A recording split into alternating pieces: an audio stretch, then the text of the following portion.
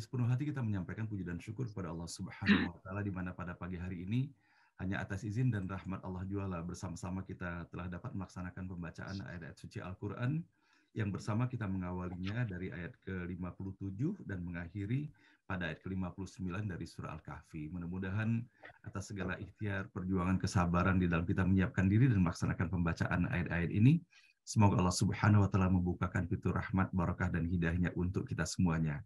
Amin ya rabbal alamin. Nah, baiklah, kini bersama-sama Bapak dan Ibu kita menyapa dan secara seksama mengikuti tausiah yang disampaikan oleh guru kita, Kiai Haji Profesor Dr. Nasaruddin Umar. Assalamualaikum warahmatullahi wabarakatuh, Ustadz. Waalaikumsalam warahmatullahi wabarakatuh. Alhamdulillah Ustadz, terima kasih dan bahagia sekali Ustadz atas kehadiran kembali Ustadz pada pagi hari ini. Dan alhamdulillah baru saja Ustadz kita meneruskan pembacaan ayat suci Al-Quran, di mana pada pagi hari ini kita telah membaca ayat ke-57 sampai dengan ayat ke-59. Berharap sekali kami Ustadz dapat memberikan penjelasan dan uraian baik terkait dengan ayat ini maupun pesan-pesan lainnya yang insya Allah akan sangat bermanfaat bagi kami semuanya. Dan kami persilakan Ustadz untuk dapat menyampaikan tausiahnya. Baik, bismillahirrahmanirrahim. Assalamualaikum warahmatullahi wabarakatuh. Waalaikumsalam warahmatullahi wabarakatuh. Alhamdulillah wa syukurlah wa salatu wassalamu ala rasulillah Sayyidina wa habibina wa syafi'ana wa maulana Muhammadin sallallahu alaihi wasallam. Amma ba'd. Alhamdulillah, pada kesempatan yang sangat berbahagia ini kita akan membaca ayat 57 dari surah Al-Kahfi. Jadi 57, 58, 59 itu konteksnya lain. Salah satu inti surah Al-Kahfi nanti itu adalah ayat 60 sampai ayat 82. Ayat ini nanti mohon Bapak Ibu itu intinya surah Al-Kahfi sebetulnya.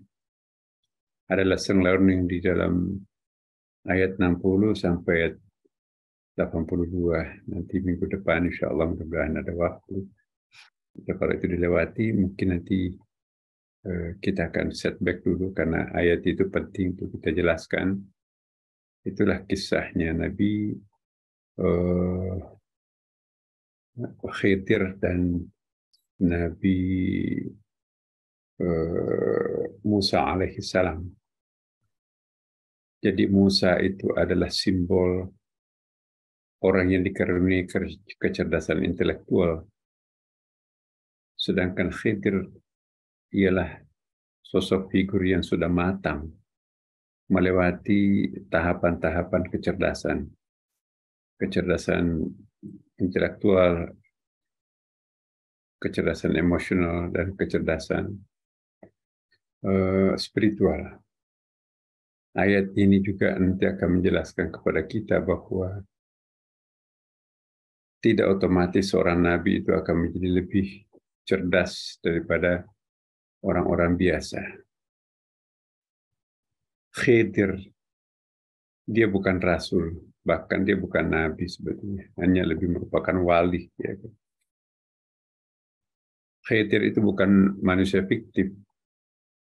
The real man, manusia sejati, cuman tingkat pencahariannya, tingkat ma'rifahnya sangat tinggi.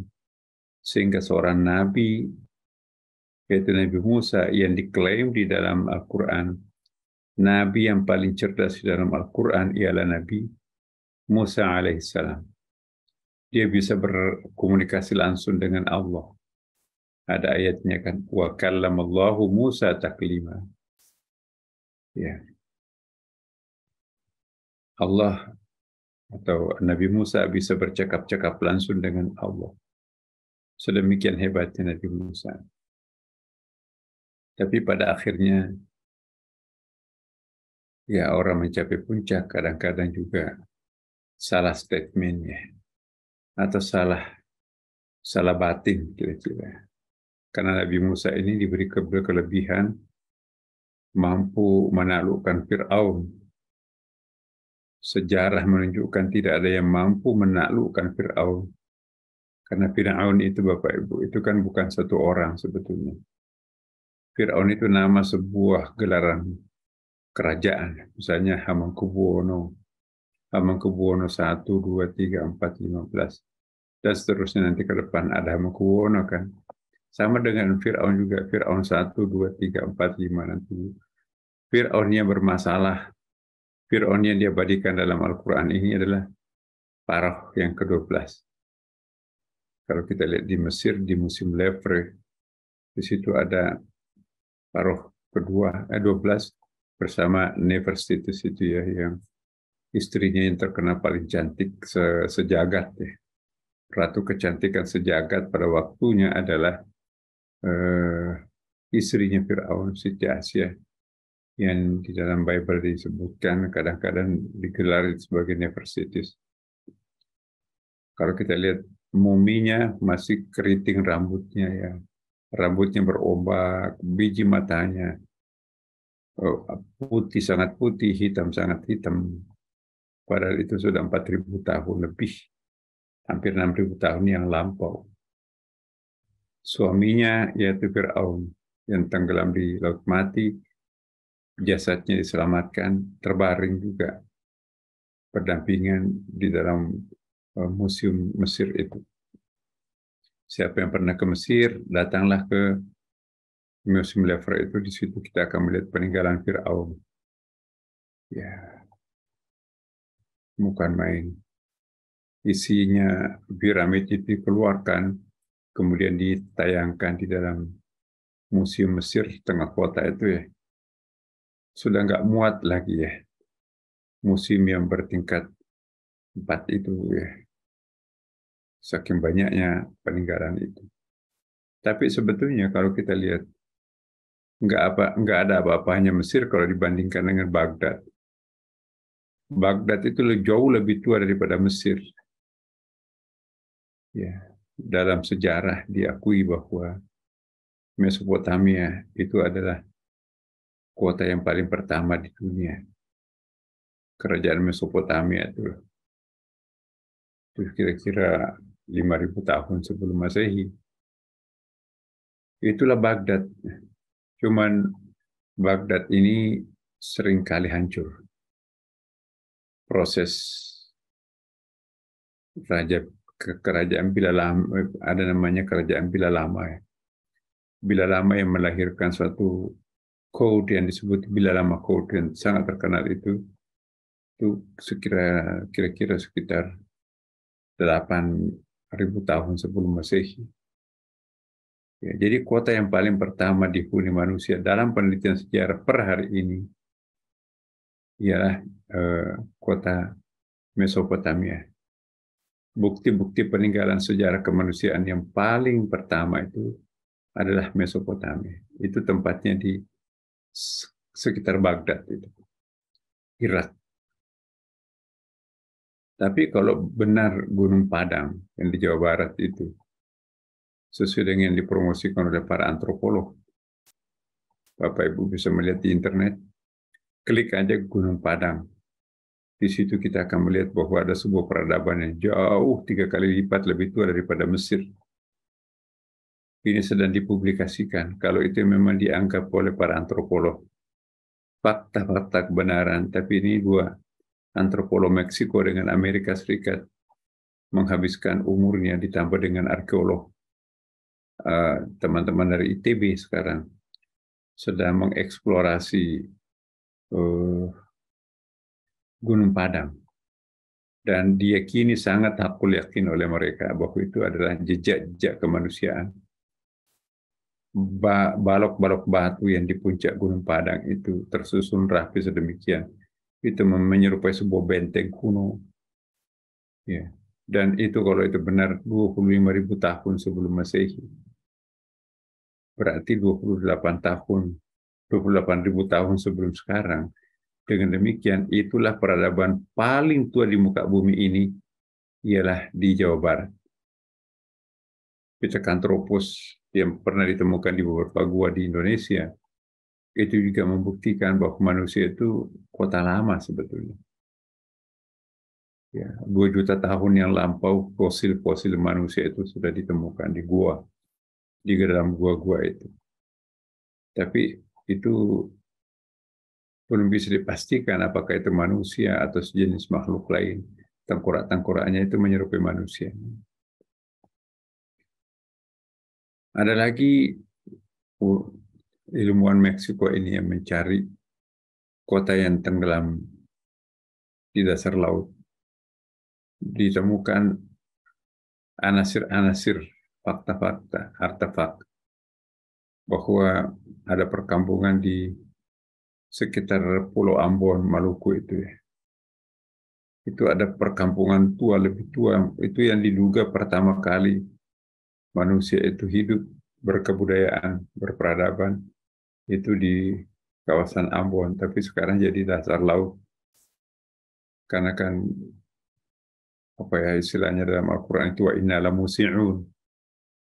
Ya, jadi dataran-dataran itu berjalan, gunung-gunung itu berlari, pulau-pulau itu berubah. Dulu benua Australia dengan Papua itu menyatu, Bapak Ibu. Maka itu ada kanguru juga di daerah sekitar apa itu di punggungnya Pulau Papua itu. Di situ juga ditemukan kanguru, itu pertanda bahwa dulu satu kesatuan pulau. Sumatera dengan Kalimantan dulu itu juga menyatu dan nyambung juga dengan Pulau Jawa. Makanya itu peradaban manusia yang paling pertama itu adalah diklaim memang di daerah Khatulistiwa. Khatulistiwa itu kan tidak ada musim dinginnya yang membuat salju menggunung. Tidak ada juga musim panasnya yang membuat dunia ini seperti mendidih ya. Nah, tempat hunian yang paling indah itu sebetulnya adalah garis Khatulistiwa. Nah, daratan di Khatulistiwa itu memang hanya satu, yaitu daratan Indonesia. Jadi antara Samudra India dengan Samudra Atlantik itu ada gugusan. Sekarang gugusan pulau, tapi dulu itu bukan gugusan pulau Indonesia ini. Indonesia itu adalah negara daratan, ya continental island itu ya. Jadi benua besar ya. Belakangan setelah mungkin gempa atau banjir Nuh atau segala macam ya, maka itu terjadilah pulau. Peningkatan jumlah debit air di permukaan bumi sampai 10 meter misalnya, maka tenggelamlah kota-kota pantai pada masa silam. Ya, jadi yang muncul sekarang ini puncak-puncak gunung pada waktu dulu kala.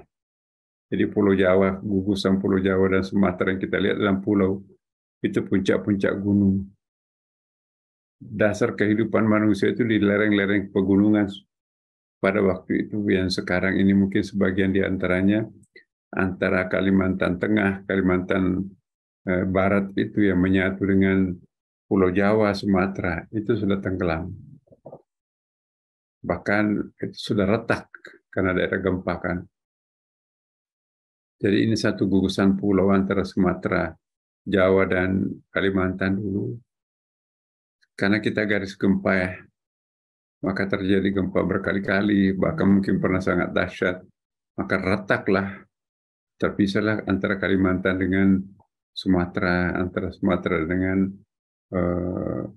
Pulau Jawa. Satu kali saja gempa yang sangat dahsyat itu bisa menenggelamkan satu benua, Bapak Ibu. Nah, ingat kisahnya dinosaurus. Punah pada saat terjadi gempa dahsyat. Ada meteor raksasa yang menabrak bumi yang menyebabkan terjadinya perubahan komposisi oksigen unsur kimia dalam jagat raya kita, maka matilah sejumlah spesies termasuk spesies dinosaurus dan familinya. Nah, inilah kejadian masa silam. Di dalam ayat yang kita baca ini sebetulnya Ada hamparan sejarah yang dibentangkan Allah untuk dijadikan lesson learning, sejarah pembelajaran anak manusia. Wa man adzlamu mimman dzukira bi ayati rabbihi. Nah, ini ayat ini diawali kalimat bertanya, wa man. Jadi mannya di sini adalah man istifhamiyah. Wawnya itu waw ataf. Maktub daripada konteks ayat sebelumnya. Man adzlamu, siapakah yang lebih zalim, yang lebih lalim? Zalamah artinya gelap, Bapak, menurut bahasa. Jadi zalim itu apa? Ada awan besar di atas atap rumah kita, itu namanya zulm. Gelap, kita tidak bisa menyaksikan matahari. Kenapa tidak bisa menyaksikan matahari? Cahaya mataharinya ditutupi oleh awan gelap. Awan gelap yang menutupi cahaya, itu bahasa Arabnya adalah zulmun. Maka itu dianalogikanlah bahwa awan gelap, dosa yang menutupi nurani setiap orang, maka itu jadi gelap. Ya. Wa man adzlamu mimman dzukira bi ayati rabbih, dan barang siapa yang diberikan awan gelap daripada orang-orang yang telah diperingatkan dengan ayat-ayat dari Allah, ya, karena berpaling daripadanya dan melupakan apa yang telah dikerjakan oleh kedua tangannya. Nah, jawabannya daripada soal tadi, apa itu? Ya, itulah. Sesungguhnya kami telah meletakkan tutup, inna ja'alna ala qulubihim. Kami jadikan ala qulubihim akinnah. Akinnah itu apa ya? Botol yang tutupnya jatuh ke dalam botol itu ya. Ya, dulu kan penutup botol kita itu bukan seng ya, tetapi itu kayu. Jadi kayu penutup botolnya itu lari masuk ke dalam botol sehingga susah untuk dikeluarkan. Jadi sesungguhnya kami telah meletakkan tutupan di atas hati mereka sehingga mereka tidak memahaminya. Dan kami letakkan pula sumbatan di telinga mereka. Tutup, dibikin budak telinganya itu. Dan kendati pun kami menyeru mereka. Ya, jadi maksudnya orang yang sudah diperingatkan berkali-kali oleh Allah Subhanahu wa Ta'ala. Dalam ayat-ayat sebelumnya kan itu ayat peringatan tentang bagaimana Allah Subhanahu wa Ta'ala itu memberikan peringatan kepada manusia, ya kan. Kalau kita lihat ayat sebelumnya itu kan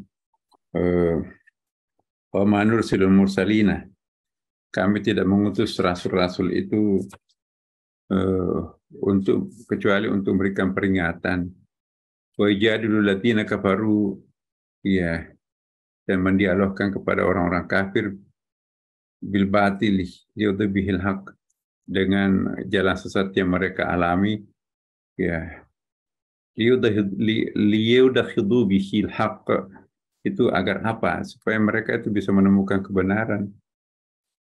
Wa tahadu ayati, ambillah ayat-ayat kami, kata Allah, wa ma'unziru wa huzwa, tapi dia tetap membangkang. Dia tetap enggak menerima kebenaran. Maka itu diperingatkanlah bahwa orang kafir itu ialah orang zulum, tertutup mata hatinya. Dia tidak bisa melihat cahaya matahari. Kenapa? Karena tertutupi oleh awan kegelapan di atas langitnya sendiri. Ini yang disebut dengan waman adzlamu mimman dzukira bi ayati rabbih. Siapakah yang lebih zalim? Siapakah yang lebih gelap daripada orang yang telah diperingatkan dengan ayat-ayat Tuhan, lalu dia berpaling daripadanya dan melupakan apa yang telah dikerjakan oleh kedua tangan. Jadi Allah menciptakan manusia dengan dua tangan. Khalaqtu biyadayya. Makhluk lain itu diciptakan dengan satu tangan. tangan maskulin atau tangan feminin. Ya, misalnya dominan feminin, Allah menciptakan malaikat dengan energi feminin Allah. Allah menciptakan iblis dengan energi maskulin. Dan manusia diciptakan dengan kombinasi antara tangan kanan kirinya Tuhan, yaitu menggunakan energi maskulin dan energi feminin. Maka itu satu-satunya makhluk Allah yang diciptakan dengan kedua energi Tuhan, maskulin feminin, hanyalah manusia. Jadi manusia itu bisa jadi malaikat kalau dia menelusuri kualitas femininnya. Tapi manusia juga bisa menjadi iblis, bahkan lebih iblis, kalau menelusuri power struggle dalam bentuk energi maskulinnya itu. Tapi orang yang mampu mengcombine antara energi feminin maskulin, itulah seperti insan kamilnya Nabi Muhammad, mampu melewati langit ketujuh, bahkan sampai ke Sidratul Muntaha. Jadi itu rahasia buat kita semuanya sebetulnya. Kalau ingin melejit seperti Nabi, kombinasikanlah energi maskulin feminin di dalam mengambil keputusan. Itulah siratal mustaqim. Itulah jalan yang disebutkan dalam Al-Quran, subulana, jalanku. Ya, ada kan ayatnya itu kan. Tempuhlah jalanku. Jalan Tuhan itu adalah kombinasi antara batu kerikil, aspal, ya. Jadilah jalanan yang apa sih istilahnya, jalanan aspal hot mix itu ya. Hot mix itu ya, jadi panas, aspal mendidih, kemudian disiram pada batu-batu kecil, lalu digilas dengan stone walls, maka itu jadilah jalanan yang lurus, licin, ya, enak dipakai untuk berkendaraan. Itulah siratal mustaqim, ya, Bapak Ibu. Jadi waman adlam mimman dzukira bi ayati, siapakah orang yang paling zalim? Sudah diberikan peringatan oleh Allah, sudah dikirimi kitab. Mungkin ada di antara kitab-kitab itu tidak jelas baginya. Diturunkan lagi Nabi yang mampu menjadi mubayyan atau penafsir terhadap kata-kata sulitnya di dalam ayat Quran atau Taurat, Injil, Zabur itu. Nabi sudah wafat, masih Allah membangkitkan, ada ulama menggantikan posisinya Nabi. Al-ulama warasatul anbiya. Itu nanti akan menggantikan posisinya Nabi kalau sudah wafat. Tapi ayatnya ditolak, hadisnya ditolak, nabinya ditolak, hadisnya ditolak, ulamanya ditolak. Lalu Allah menjawab, "Wa man adzlamu mimman dzukira bi ayati rabbih." Ya, dan siapakah yang lebih zalim daripada orang-orang yang telah diperingatkan oleh Quran, oleh hadis dibawa Nabi, oleh ulama-ulama kita, semuanya ditolak. Maka disebutkan siapakah yang paling zalim daripada orang-orang yang telah diperingatkan oleh Allah dengan ayat-ayatnya dari Al-Quran, ya, lalu dia berpaling daripadanya, meninggalkan semua petunjuk-petunjuknya itu, sampai dari pastinya ke bawah juga ditinggalkan, petunjuk Nabi, apalagi petunjuk ulama biasa. Logikanya macam-macam. Dia melupakan yang telah dikerjakan oleh kedua tangan Allah, padahal Allah menciptakan manusia itu dengan kedua tangan. Jadi full power tuh. Sesungguhnya kami telah, ini jawabannya, sesungguhnya kami telah meletakkan tutupan di atas hati mereka. Jadi kalau orang itu sudah diseru dan diajak tidak mau juga terajak, maka itu dimasukkan dia ke dalam awan gelap itu sendiri. Dia tidak akan pernah bisa melihat cahaya apapun lagi. Kecuali kalau dia mampu memecahkan awan gelap di atas kepalanya itu, baru bisa melihat cahaya matahari.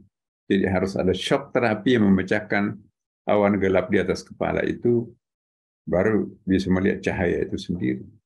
Jadi seorang pendalim, seorang yang sudah lama malam melintang mengerjakan kebejatan, preman lah, sudah malam melintang jadi preman, nggak pernah mengikuti ajaran agama Islam. Dia perlu shock terapi yang amat besar untuk memosisikan dirinya itu bisa seperti keluarga muslim yang lainnya. caranya seperti apa. Pokoknya aku bersumpah. Setelah aku masuk penjara ini, nanti keluar aku di penjara, aku bersumpah, aku meninggalkan dunia hitam semuanya. Aku meninggalkan kegelapan-kegelapan. Aku akan menjadi hafal Quran. Aku akan nempel dengan kiai pengajian-pengajian.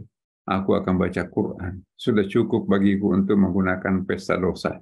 Sekarang aku akan menunjukkan kepada Tuhanku ada contoh orang yang bertaubat. Ya, mampu berubah 180 derajat. Tadinya ahli onar, sekarang menjadi ahlul ibadah. Ya, itu persyaratan yang harus dialami kalau orang itu ingin dimaafkan Allah setelah berkali-kali diberikan peringatan tapi tidak mau jalani jalan itu. Ya, sangat langka orang yang bisa selamat daripada genggaman iblis. Ya. Nah, inilah yang disebutkan dalam ayat Inna ja'alna ala qulubihim, kami ciptakan di dalam kalbu mereka atau hati mereka. Nah, sekarang saya ingin jelaskan Bapak Ibu, kalbu. Apa sih bedanya kalbu, jiwa, nafsu, roh, dhauk, sir, sudur, ya. Jadi nama-nama ini tidak sama loh Bapak Ibu. Kita kan sering interchangeable ya, menggabung menukar-nukarkan istilah ini. Ya. Yang mana akal yang fungsinya untuk melakukan reasoning. Jadi yang mana atau apa itu kalbu, apa itu akal, al-aqal, apa itu jiwa, an-nafs. Apa itu nafsu, nafs juga. Apa itu nyawa, al-haya. Apakah itu sudur, dada. Apakah itu sir, rahasia. Apakah itu roh, sang dia yang menyelinap di dalam diri setiap orang. Nah, perhatikan baik-baik Bapak Ibu sekalian. Makna coverage-nya, ya, yang mengcover seluruhnya tadi itu adalah kalbu.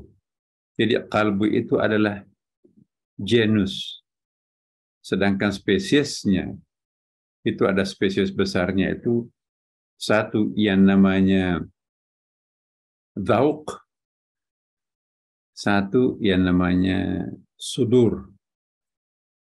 Itu subgenus daripada kalbu. Nah, nanti spesiesnya dari subgenus dhauk itu, ya, itulah nanti kita ketemu dengan urusan nur, cahaya, nurani, ya kan. Itulah ke situ juga namanya roh suci Allah. Itu faktor eksternal manusia. Situlah sir, puncak daripada segala kerahasiaan kedalaman batin manusia. Jadi kalbu itu bercabang dua Bapak Ibu. Ada satu cabangnya naik ke atas, di situ nanti kita akan melihat subkulturnya itu disebut dengan dhauk. Dhauk itu nanti terbagi pada spesiesnya itu ada roh, ada nur, ada sayang sekali saya nggak bisa nulis Indonesia. Ada nur, ada cahaya di situ nurani ya. Kemudian juga ada istilah itu sir, rahasia. Nah, sedangkan jalur bawah, kalbu dengan tangkai bawahnya ini itu genusnya itu disebut sudur. Sudur itu dada sebetulnya. Sudur itu di situ ada nafsu, ya kan? Di situ juga ada jiwa, ya. Di situ juga ada selera yang dibawa perut itu kan, ada keinginan kecenderungan seksual. Jadi kalbu yang menengadah ke bawah itu yang cenderung mengajak manusia la'ammaratun bisu, ke Quran mengatakan seperti itu. Itu yang mengajak kita kepada kebatilan, ya, dosa, kerusakan, ya, itu broken. We will be broken kalau kita itu follow the sudur, ya. Tapi kalau kita menjadi followernya Dzauk yang menengah ada cabang atasnya kalbu itu kita menepati nurani kita sendiri. Bahasa nurani manusia itu sebetulnya bisikan kalbu, divine knowledge itu. Nurani itu adalah berisi bisikan knowledge, the knowledge of God, divine knowledge.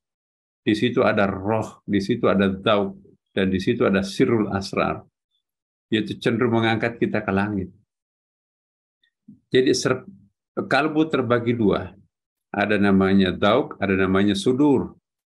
Dzauk itu dada ke atas, ya kan Bapak Ibu. Sedangkan sudur itu dada ke bawah. Dada ke bawah itu isinya nafsu, selera, seksualitas, isi perut, makan, minum, bahkan keinginan selera di bawah perut, kemauan kemaluan di situ, ada di situ. Jadi sudur cabang ke bawahnya itu apa? Kalbu dalam cabang yang ke bawahnya itu cenderung menggiring manusia itu ke negatif. Tapi kalbu dalam serpihan ke atasnya itu disebut Dzauk, itu nanti akan cenderung mengangkat anak manusia itu naik ke atas. Ya, di situ ada nurani, di situ ada rohani, di situ ada sir, kecerdasan divine knowledge tadi. Ya. Nah, ada juga al-aqal. Akal ini bisa dimanfaatkan oleh Dzauk, bisa juga dimanfaatkan oleh sudur. Kalau akal dimanfaatkan oleh sudur, nah itu bahaya itu. Kalau kolusi antara akal yang punya power reason di situ, punya reason power ini berkolaborasi dengan nafsu, misalnya nafsu makan ya. Wah ini kan nggak ada uang nih, gampang tuh tinggal gesek aja. Paling makan kita 500.000 kok berdua. Gesek, oke, sudah jalan. Bulan depan kan juga ada tunjangan tuh, udah. Itu namanya akal nafsunya mau makan yang enak-enak, tapi nggak tahu caranya bagaimana. Uangnya nggak ada di kantong nih, habis uangnya. Oh nggak, kamu kan punya kartu halo ya, bank halo itu. Kamu kan punya credit card, tinggal gesek kok nggak ada masalah, kok susah banget. Dipenuhilah selera itu. Selera makan, pesan segala macam sampai perutnya buncit keluar, nggak bisa berdiri. Menganga terus, mau tiduran, nggak sholat isya lagi pulang. Itu masih mending. Tapi kalau selera bawa perutnya yang wah ini bahaya ini. Nanti ada sweeping. Jangan. Akal mengatakan, beres bos. Ya, keinginanmu kami bisa amankan. Bagaimana? Bagaimana Kang Akal? Ya, si Kang Akal ini gampang. Pakai hotel bintang 5, nggak ada penggerebekan. Polisi di bintang 5. Tapi nanti ketahuan orang gampang. 500 kamar hotel di hotel bintang 5 sana itu. Ya pura-pura mau belanja di mall itu, tapi nyasar ke lantai sekian. Udah ada iblis yang menunggu di tempat itu. Orang semua tidak curiga, kamu kemana belanjanya? Di mall. Kok lama? Iya, mungkin banyak pilihannya. Bagaimana nggak lama? Lamanya bukan di mall, tapi naik di atasnya mall. Ada lantai berapa sampai ke puncak itu. Aman, seaman-amannya sampai sore di situ. Melayani nafsu di bawah perut itu. Itu semua bisa terjadi karena ada the power of reason, akal itu loh. Akal yang mencarikan solusi keamanan, safety-nya. Nafsu yang menjamin dirinya itu punya kekuatan. Jadi barang itu Bapak Ibu, hati-hati. Kalau akal ini digunakan nafsu, terjadilah kemaksiatan, terjadilah korupsi, terjadilah negatif pendekatan kita itu. Tapi sebaliknya, kalau kalbu yang bercabang atas itu nanti, yaitu Dzauk yang isinya nurani, yang isinya rohani, yang isinya sir, yang isinya kecenderungan baik ya, Akal juga, oh, aku mau ikut pengajian Jumatan deh. Sayang kalau saya absen ini. Ada materi yang penting di situ. Tapi iblis mengatakan, kamu kan ada acara di kantor. Bosmu datang, ada tamu lagi kan. Iya, bagaimana ya? Nah, tapi zauknya menang enggak. Apapun yang terjadi, aku mau ikut ngaji. Akal menjadi takluk di situ. Oh, begini aja bos. Kalau memang kamu ikut ngaji, kasih tahu sekretarisnya, suruh dampingi bos, suruh layani air panasnya. Saya terlambat sebentar mau pengajian. Telepon, udah selesai beres.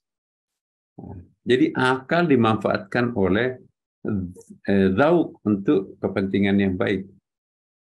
Jadi akal itu bisa dimanfaatkan oleh nafsu, bisa dimanfaatkan oleh nurani.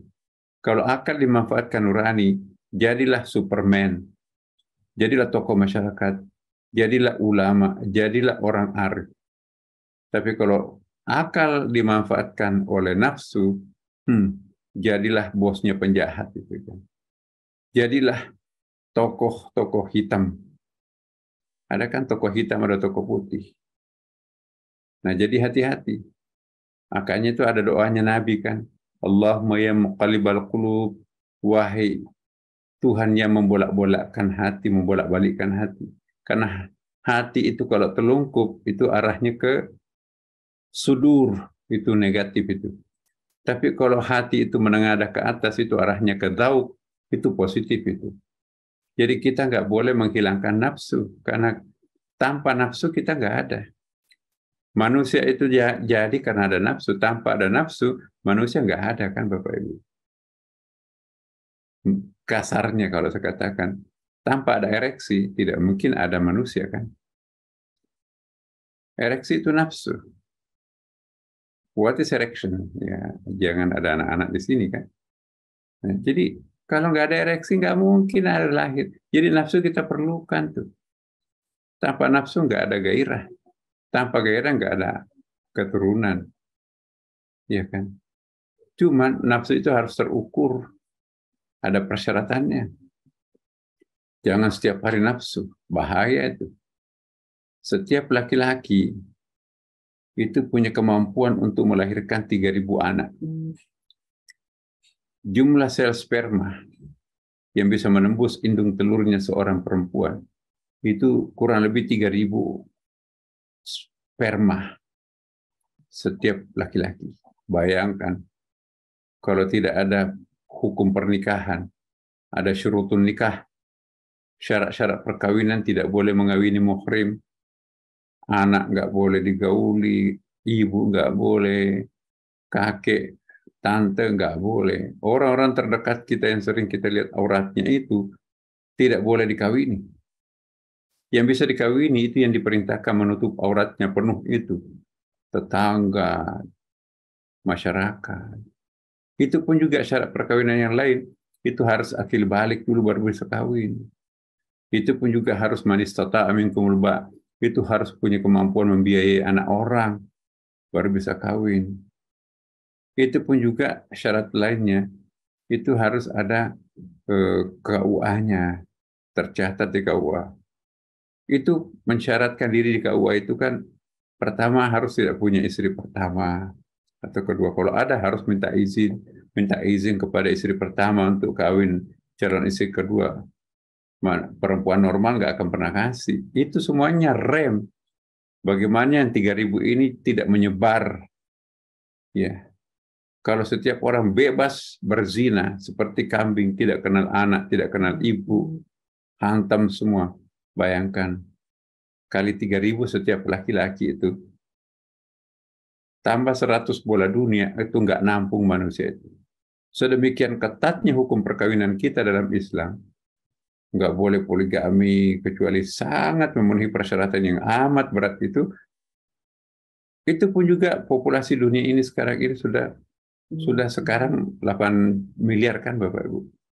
2 bulan lalu PBB sudah mengumumkan bahwa sudah lahir manusia ke 8 miliar sekarang ini. 8 miliar isinya bumi sekarang ini itu overloaded. 50 tahun akan datang, pasti manusia itu akan rebutan mencari air tawar. Pasti rebutan untuk mencari bahan pokok, karena hijau-hijauan dipakai perumahan, hijau-hijauan sekarang ini dipakai bikin pabrik, industri, sehingga ada uang tapi nggak ada beras bisa dibeli. Ada gandum numpuk tuh di Ukraina dengan Rusia itu 150 juta ton ya, kedelai tidak bisa gandum 150 juta ton gandum di dua negara penghasil gandum ini tidak bisa diekspor ke Eropa, ke Amerika, ke Turki. Kenapa? Jalur distribusi gandumnya itu perang terus di situ. Jembatannya putus, ya, lautnya pun juga dihantam dengan kedua belah pihak, sehingga jalur-jalur vital mengangkut 150 juta ton gandum tidak tersalurkan, membusuk tuh gandum di gudang-gudang Ukraina dan juga Rusia. Turki konsumsi paling tinggi di antara Ukraina itu tidak bisa mensuplai lagi gandum di situ. Akibatnya apa? Inflasi di Turki 94% loh Bapak Ibu. Nah, kita mampu mensubsidi sendiri diri kita dalam bentuk bisa memberi makan diri sendiri, menanam sendiri berasnya, ya. Bahkan kita, ya sebetulnya ya pas-pasan lah. Jumlah produksi beras kita itu sama dengan mulut yang akan makan. Tidak mengekspor, kita mengekspor baru-baru ini, ya sekitar 500 berapa itu 500.000 ton itu hanya untuk cadangan menunggu musim panen bulan ini kan. Tapi bulan ini semuanya sudah panen, nggak ada hujan yang berlebihan di daerah kantong-kantong padi. Maka itu kita termasuk orang yang mampu menutupi kebutuhan vitalnya sendiri. Turki, gandum yang diproduksinya itu tidak sanggup memberi makan terhadap mulut mereka. Maka terpaksa harus beli gandum mahal. Kemahalan bahan pokok mereka itu berpengaruh dengan harga bahan bakar juga kan. Jadi yang untung sekarang banyak uangnya itu adalah petrodolar Timur Tengah, Saudi Arabia, Qatar, Abu Dhabi. Ya, bensin atau bahan bakarnya itu bisa naik 2 kali lipat, Bapak. Bagaimana nggak kaya? Beli, coba lihat di Dubai itu. Masya Allah, tanahnya begitu lapang di tengah padang pasir. Ngapain timbun laut untuk membangun apartemen di situ? Laut dalam itu ditimbun, dijadikan perumahan, Bapak Ibu. Ongkosnya berapa itu, Bapak Ibu? Padahal luasnya padang pasirnya, kenapa nggak itu disalurkan lautnya ke situ itu? Kenapa nggak dibikin sungainya ke situ? Ya, karena semuanya ingin dekat dengan pusat kota pencakar langit itu kan. Itu kalau orang banyak uangnya nggak ada masalah. Jadi Bapak Ibu, inilah kalbu. Kalbu bisa menyebabkan perang dunia ketiga. Semuanya akan memenuhi selera mereka itu sendiri.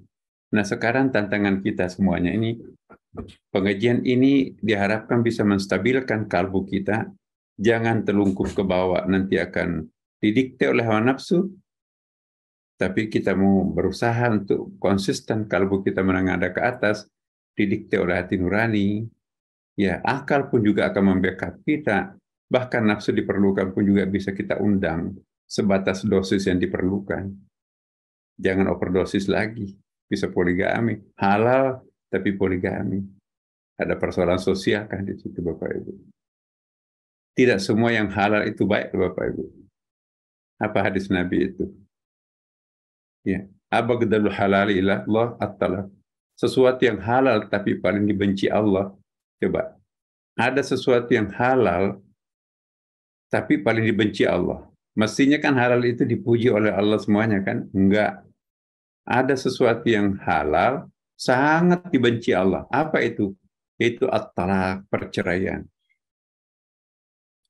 Jadi hati-hatilah Bapak. Tidak semua yang dipuji yang dihalalkan, tidak semua yang dihalalkan Allah itu dipuji Allah.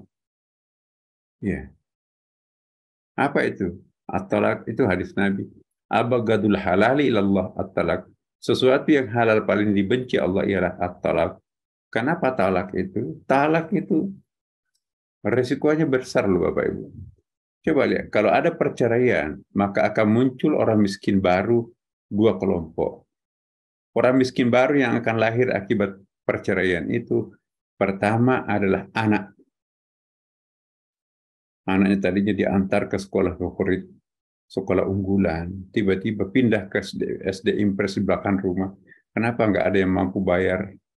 Suaminya, bapaknya udah pergi. Tadinya ada yang ngantar jemput pakai mobil, sekarang nggak ada. Ya udah pindah aja nak di sekolah dekat rumah. Sekolah kadang-kadang belajar, kadang-kadang enggak. Sementara teman yang diantar oleh bapak ibunya bergantian, itu sudah pintar bahasa Inggrisnya ceplas-ceplos. Udah mau sekolah di Amerika. Sementara anak yang korban perceraian itu sekolah di rumah, kadang nggak belajar. Bahasa Indonesianya pun juga boleh potong, bahasa prokem setiap hari kok. Akibatnya frustrasi anak itu. Sepatunya sepatu tua. Coba bandingkan ketika bapak ibunya masih satu. Ya setiap ganti semester, ganti sepatu, ganti tas. Ya kan? Nah sekarang nggak bisa ganti macam-macam. Ibunya nggak bisa cari uang. Kenapa? Karena ibunya itu orang miskin kedua. Jadi orang miskin kedua kalau perceraian terjadi perempuan. Kenapa? Karena harta-harta yang tidak bergerak itu pada umumnya miliknya laki-laki.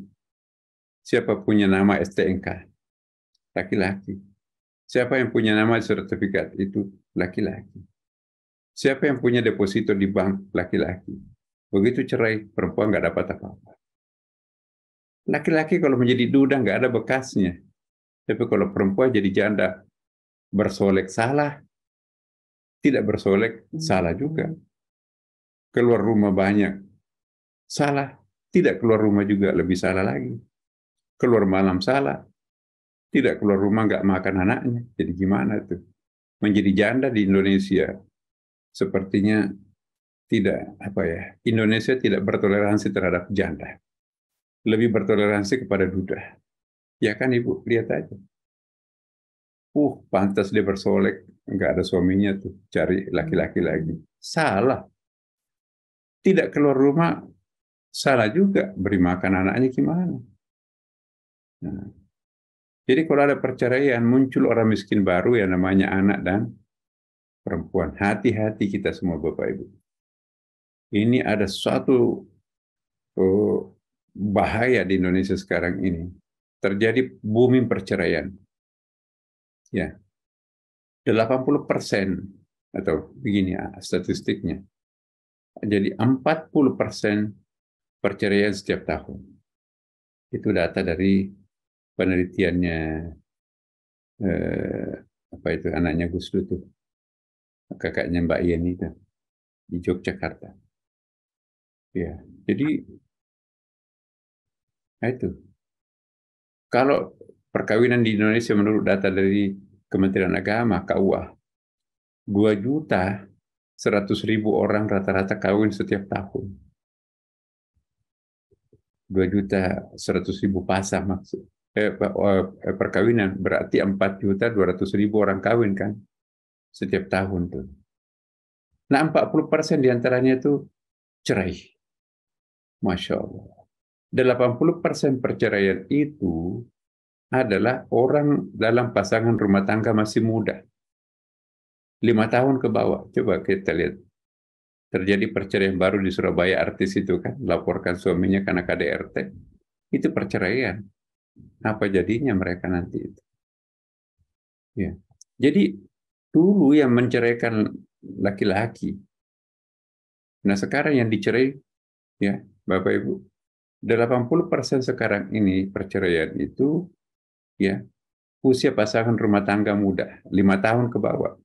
Jadi kalau anak kita, cucu kita kawin, bahagia, jangan terlalu bahagia dulu Bapak Ibu. Boleh jadi itu belum 5 tahun. Jadi pasca 5 tahun rumah tangga itu baru bisa stabil sekarang ini. Ya. 60% perceraian itu disebabkan oleh cerai gugat. Istri yang menceraikan suami. Ya. 40% suami yang menceraikan istri. Nah, hati-hati jadi suami sekarang. Suami terancam nih. Kebebasan terhadap yang dimiliki perempuan sekarang, ada undang-undang kekerasan dalam rumah tangga, ada perbaikan undang-undang perkawinan, kemudian ada kekerasan, ada undang-undang perlindungan saksi, ada undang-undang imigrasi, perempuan boleh kemana aja di dunia ini kan. Ya, ada 12 ya undang-undang yang memihak kepada perempuan. Undang-undang perlindungan kesehatan anak dan sebagainya. Pokoknya undang-undang itu sangat memberikan kebebasan terhadap perempuan untuk memiliki dirinya sendiri, berbeda dengan dulu. Akibatnya apa? Saya nggak tahu apakah ini akibat ataukah sebab, Allahu a'lam. Ya, fakta statistiknya bahwa sekarang ini perempuan lebih banyak menyebabkan terjadinya perceraian. Cerai gugat itu 60% dilakukan oleh perempuan, hanya 40% cerai talak yang dilakukan oleh laki-laki. Padahal dulu 90% perceraian itu suami yang menceraikan istrinya. Sekarang perempuan lebih banyak menceraikan suami daripada suami menceraikan istri. Ada 13 penyebab perceraian. Pertama, persoalan ekonomi. Ya, cerai. Yang kedua adalah persoalan beda pendapat. Ya, disebabkan karena jenjang pendidikannya, istrinya sudah doktor, ya, suaminya tidak tamat SMP, modal ganteng aja tapi nggak ada uang. Nah, kemudian yang ketiga, faktornya adalah di penjara, narkoba, minta cerai, korupsi, minta cerai pasangannya ya. Kalau istrinya korupsi, suaminya minta cerai. Kalau suaminya di penjara, istrinya minta cerai. Jadi itu. Selanjutnya faktor yang lain adalah perbedaan tempat, TKI, TKW. Udah Pak, sudah 3 tahun nggak pulang-pulang, istri saya mau ceraikan, mau kawin lagi. Atau sebaliknya, menjadi supir di Arab itu nggak pernah pulang-pulang. Tapi suaminya udah kawin dengan orang Filipina di sana ya. Dan bahkan banyak poliandri loh Bapak Ibu. Ada anaknya di Indonesia dengan suaminya, tapi di sana juga kawin dengan supirnya dari Bangladesh ya. Banyak tuh. Ini fenomena apaan? Ini akhir zaman. Ya jadi itu.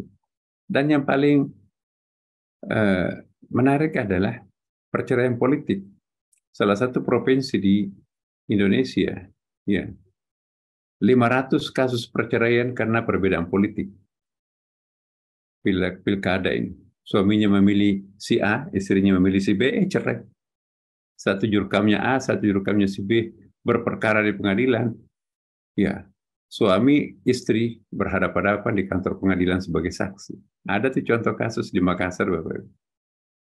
Suaminya menjadi saksi, calon gubernur yang menang, yang digugat, istrinya menjadi terbalik, suaminya menjadi saksi terhadap gubernur yang menang, suaminya menjadi saksi calon gubernur yang kalah.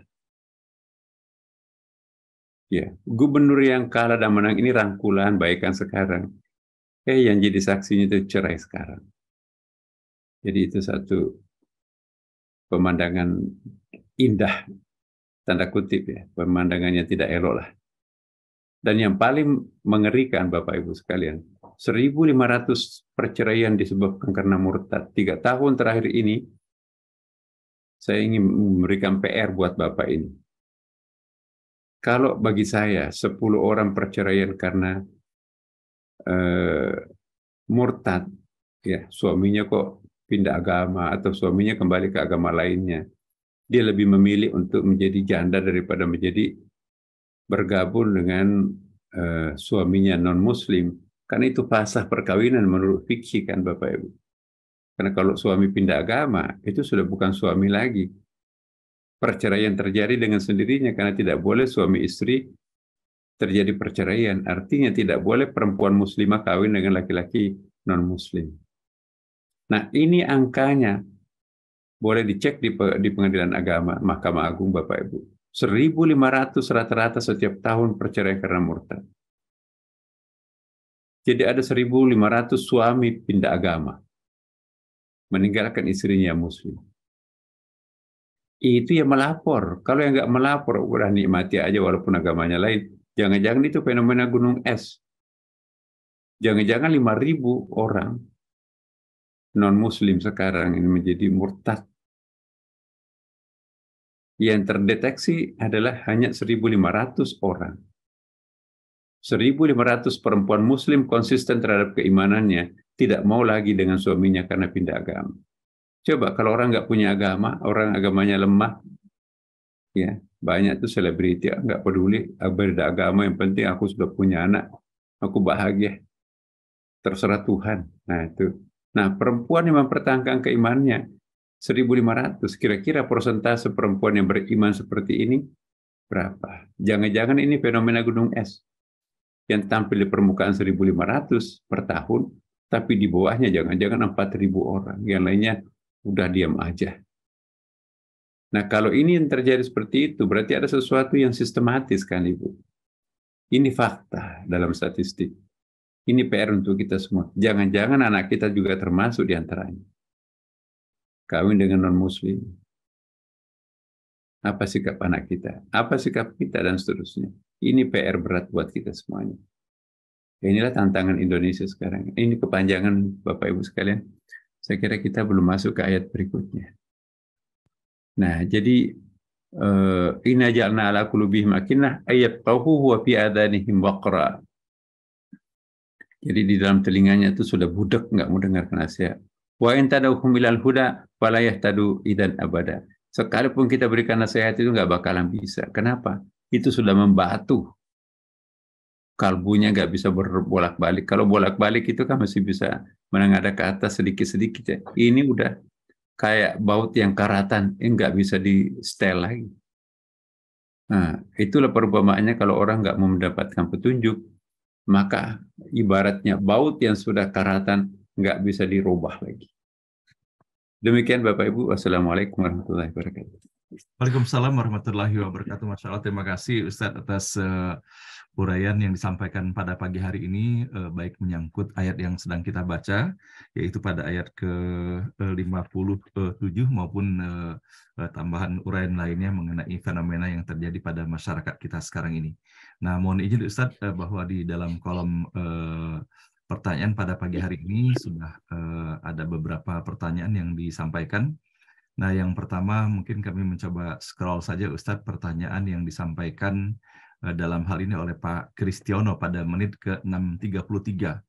Beliau menyampaikan bahwa dalam surah Al-Jasiyah pada ayat ke-17 disebutkan bahwa perpecahan terjadi setelah datangnya ilmu. Mengapa ilmu yang begitu penting bagi peradaban manusia justru menyebabkan terjadinya perpecahan? Bagaimana menyikapi akan hal ini Ustadz? Iya.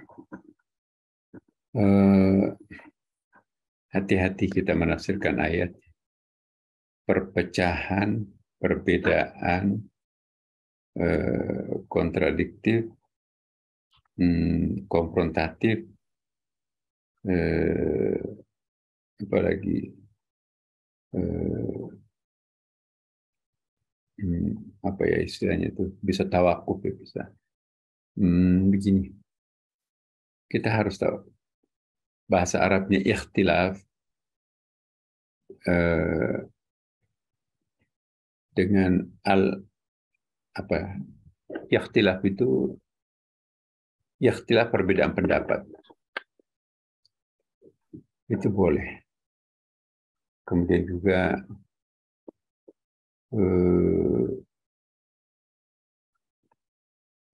perbedaan opini, perbedaan pandangan, cara pandang. Itu ada istilah-istilah dalam bahasa Arabnya itu ya. Ada yang bisa ditoleransi, ada yang tidak ya kan. Kalau tadi seperti itu ya, perpecahannya mengarah kepada akidah, ya dia murtad, ya fikih harus ngalah.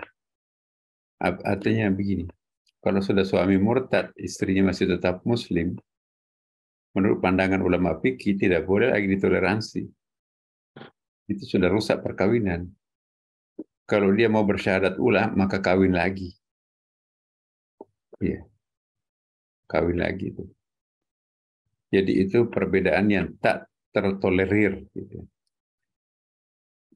Tapi kalau perbedaannya itu hanya begini, aku mau bikin landed house ya, aku mau bikin rumah kecil, ada tanahnya 500 meter, istrinya minta aku mau rumah kecil, ya, tapi tamannya luas. Keuntungannya agar aku tidak mau ngepel terlalu luas, agar aku membersihkan rumah tidak terlalu luas. Aku bisa mengontrol anak-anak tidak pergi kemana-mana. Tapi pandangan suaminya enggak, aku pingin rumahnya besar. Ada teman-temanku mau datang, ada satu ruangan untuk studio, kami bisa main band di situ. Kami bisa nonton bareng dengan teman-temanku di situ. Satu lagi, aku juga pingin ada meeting-meeting tertentu di situ. Aku juga punya rumah di atas itu nanti, ya untuk makan-makan, bakar-bakar sate. Aku juga punya keinginan untuk ya ruang tamunya besar karena tamu aku besar. Aku pingin nanti kamar mandiku itu besar sekali supaya nanti aku bisa jogging di dalam kamar mandi itu. Dalam keadaan pakaiannya pun tidak dilihat oleh orang. Wah, terjadi perbedaan pendapat. Enggak. Aku maunya rumah kecil, aku maunya rumah besar. Itu perbedaan pendapat, tapi tidak melahirkan ada keterlibatan akidah di situ itu. Nah, pendapatnya jalan keluarnya kalau begitu. Nah, toleransinya begini, jalan tengahnya begini.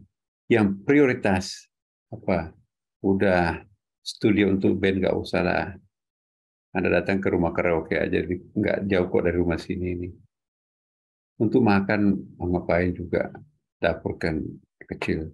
Anak ini kan juga perlu teman-temanmu banyak orang, masa ruang tamunya sedikit begitu. Bolehlah, ya ada lukisan, maunya ada perpustakaan, udah itu boleh. Ditoleransi itu ya, kan itu mendidik anak juga.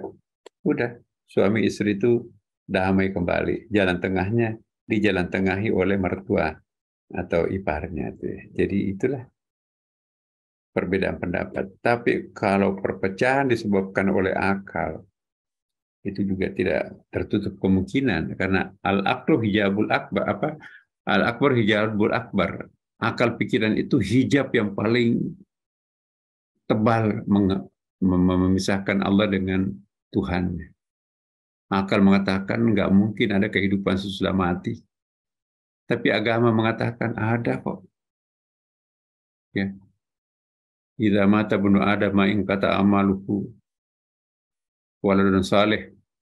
Masih bisa kita mendoakan orang mati. Jadi kematian itu bukan menghabiskan segala macamnya orang yang mati. Dia pindah kamar kok. Roh tidak pernah mati kan. Tapi akal enggak, ngapain. Ziarah kubur sudah hancur kok itu. Nah, nggak ada apa-apanya lagi, udah hancur. Nah itu diikuti juga oleh kalangan-kalangan tertentu yang nggak mau ziarah kubur, ngapain tuh. Ya, jadi itu unik tuh. Satu sisi beragama tapi mengingkari secara fakta adanya alam barzah. Gak ada kehidupan sesudah mati. Yaitu. Jadi akal bisa menyebabkan perpecahan. Maka itu ud'u ila sabili rabbika bil hikmah wal mau'izatil hasanah wajadilhum billati hiya ahsan. Berdialoglah dengan cara yang santun. Karena kalau dialognya tidak santun, itu bisa menyebabkan konflik. Jadi tensi konfliknya akan bisa menjadi besar kalau tidak dikontrol. Maka itu akal itu tidak pernah berada pada posisi objektif. Seobjektif apapun, akal itu nggak pernah mungkin. Kalau ada orang mengatakan, saya objektif kok. Ya, enggak. Selama namanya manusia, dia tidak akan pernah objektif menggunakan akal. Akal itu kan tergantung di mana dia bercokol. Kalau dia bercokol terhadap orang keras kepala itu pernah nggak mengaku salah? Nggak pernah. Orang keras kepala itu nyata-nyata salah menurut publik orang banyak. Dia nggak mau salah, bukan saya yang salah, kok dia penyebab. Ya udah kayak gitu kan. Itu akal. Kalau akal saja yang akan mendirect orang itu, nggak ada solusi. Makanya itu juga istabti qalbah, ada fi'il amr. Mintalah pandangan kepada kalbunya. Tidak dikatakan istabtil aql, minta pandangan kepada akalnya. Kalbu yang diminta oleh Allah. Kalbu yang mana? Kalbu yang mutmainnah. Kalbul mutmainnah itu yang cenderungnya ke atas. Ya. Yang nafsu lawwamah itu ke bawah itu. Jadi sayanya nanti ya pada suatu saat kita akan bahas nih. Apa itu roh, apa itu jiwa, apa itu nyawa, apa itu kalbu, apa itu zauk, apa itu sudur. Itu di Paramadina kita bahas itu hari Sabtuan. Ya, jadi Bapak Ibu sekalian. Saya kira gitu, Pak. Baik, terima kasih Ustadz. Berikut ini Ustadz pertanyaan dari Ibu Dina Samsiar Ustadz pada jam 6.19. Beliau menanyakan Ustadz, sisi kebaikan apa sajakah sesungguhnya yang terdapat pada diri Fir'aun itu sendiri? Dikarenakan tidak akan mungkin dia bisa bertahan menjadi sangat legendaris kalau seandainya tidak ada pula sisi kebaikan di dalam kehidupannya. Mohon Ustadz dapat menguraikan akan hal ini. Ya, lagi-lagi kebaikan itu apa? Mendefinisikan kebaikan itu juga sangat subjektif. Yang mendekati objektif itu ialah Fir'aun itu dalam sejarah tidak pernah sakit. Ya. Yang kedua, Fir'aun itu kaya. Semua pakaiannya emas tuh. Coba kita lihat di musim. Yang ketiga, Fir'aun itu punya tentara banyak. Yang keempat, semua rakyat takut terhadapnya. Apakah itu mau dianggap kebaikan? Itu kan followernya Fir'aun mengatakan baik kok. Tapi yang oposisi pasti mengatakan itu buruk. Ya, itu lagi-lagi definisi kebaikan itu dari sudut mana kita melihatnya. Kalau kita lihat dari sudut oposisi, Fir'aun itu nggak ada benarnya. Tapi kalau seandainya kita menjadi bagian daripada orang penikmat di lingkungan Fir'aun, bagus kok Fir'aun. Ya, pemurah. Nggak hitung uang tuh. Pokoknya anak buahnya disawerin segala macam. Ya, itu. Sama juga rezim kita sekarang kan. Semua pendukung Pak Jokowi itu pasti kamu hebat kok. Bisa mempertahankan inflasi kita dalam angka yang normal seperti sekarang. Bisa mengantarkan Indonesia presiden G20. Ya. Bisa menjadi presiden ASEAN sekarang ini kan. Bisa mempertahankan stabilitas politik. Ya, dunia Islam paling aman adalah Indonesia kan. Dan tidak ada letupan-letupan politik seperti negara-negara yang lain. Itu kalangan para pengikutnya.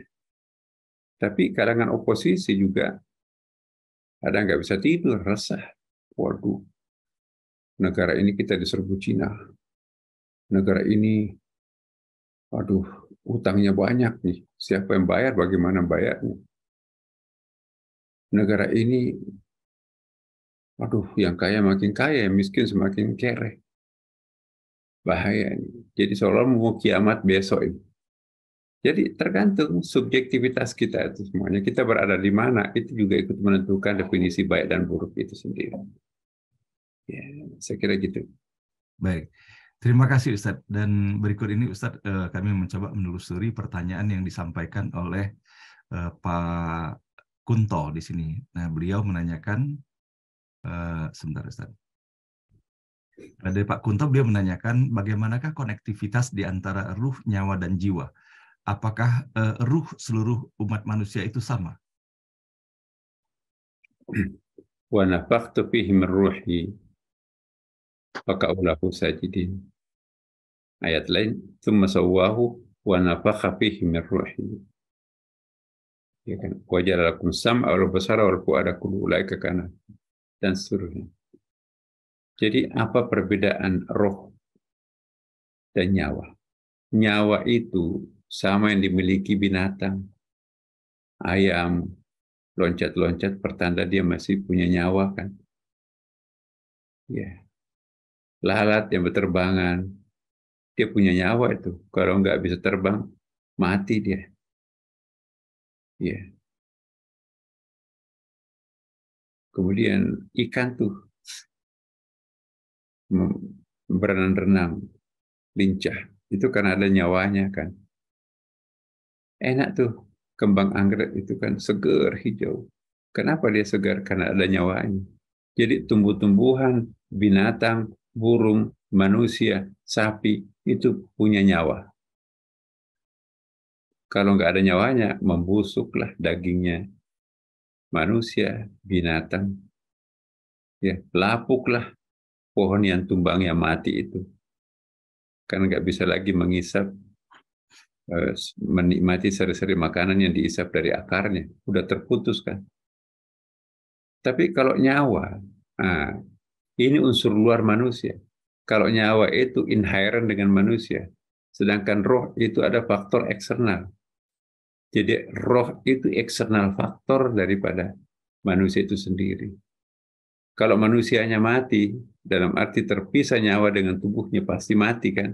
Rohnya naik ke atas kan. Kemana rohnya? Innalillah wa inna ilaihi rajiun. Tidak pernah ada roh yang mati kan. Jadi itu bedanya antara nyawa dan roh. Jadi manusia itu punya 3 unsur Bapak Ibu. Ada jasad, ada nyawa, ada roh. Lain nyawa, lain roh. Kalau nyawa itu yang menyebabkan makhluk itu menjadi hidup, makhluk biologis. Biologis itu sendiri adalah makhluk bernyawa.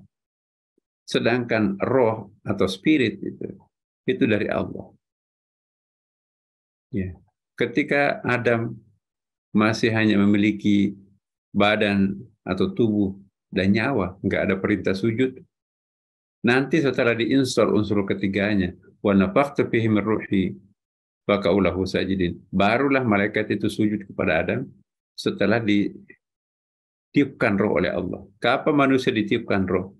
Dalam hadis, ketika orang berumur 120 hari, maka itu manusia itu bukan hanya sekedar menjadi makhluk biologis, tapi sudah menjadi makhluk spiritual, karena ada roh yang ditiupkan kepadanya.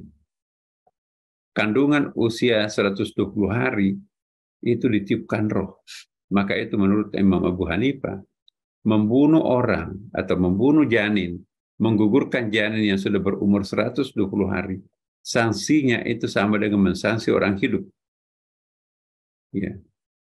Tapi kalau membunuh janin yang masih di bawah 120 hari, sanksinya lebih enteng. Kenapa? Karena yang dia bunuh bukan manusia, tapi itu hanya membunuh makhluk biologis biasa, seperti binatang, belum ada rohnya. Tapi kalau Imam Syafi'i, Imam Malik enggak. Begitu masa konsepsi, sudah ada potensi manusia, maka itu tidak boleh menggugurkan kandungan. Itu nanti ada bab tersendiri. Terima kasih. Baik. Terima kasih Ustadz. Masih adakah waktu Ustadz untuk Silakan. melanjutkan? Oke, baik. Terima kasih Ustadz. Ini ada 2 pertanyaan yang kami mencoba menggabungkannya Ustadz antara yang disampaikan oleh Ananda Ahmad Fikri dengan yang disampaikan oleh Pak Iqbal Bustaman adalah bahwa dari penjelasan Ustadz tadi itu mengenai bagaimana potensi kolbu itu dilihat dari sisi zauq dan sudur itu sendiri. Bagaimana Ustadz kita strategi kita untuk menjaga keseimbangan agar lebih banyak keluar potensi zauqnya ketimbang kita terpedaya oleh hawa nafsu itu sendiri, Ustaz? Iya, pertama, ikuti perintah Allah. Jauhi larangannya. Pasti kalbunya itu akan menengadah ke atas. Ya. Salatlah. Aqimus salat. Aqimus salat li-dzikri. Dirikan salat untuk mengelingkan dirinya atau menenangkan dirinya. Eling. Contemplation. Ala bi dzikrillah tatma'innul qulub. Karena dengan ketenangan hati itulah nanti akan menenangkan jiwa kita kan. Kalbu kita akan menengadah ke atas. Logikanya kalau orang nggak pernah tersentuh air wudhu, tentu nggak pernah sholat, tentu akan bermain di wilayah nafsu, di wilayah sudur. Maka itu lebih dahsyat daripada binatang. Binatang nggak punya akal yang bisa memberikan metodologi yang efektif, aman untuk melakukan kejahatan. Manusia bisa menjadi pembunuh berdarah dingin. Binatang tidak pernah menjadi pembunuh berdarah dingin. Wah, saleh banget, tetapi sudah 5 orang mati di tangannya. Kita terkecoh kan. Oh, bagus, Pak Ustadz. Tapi Masya Allah. Nah itu kamuflase.